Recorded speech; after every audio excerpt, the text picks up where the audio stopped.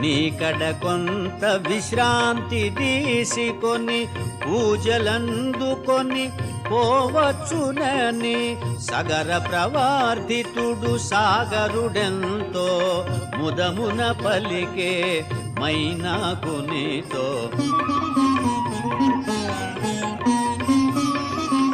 మైనాకుడు ఉన్నతుడై నిలిచే హనుమంతుడు ఆగ్రహమునగాంచే ఇది ఒక విఘ్నము కాబోలునని వారిది బడద్రోసె పురము చేగిరిని.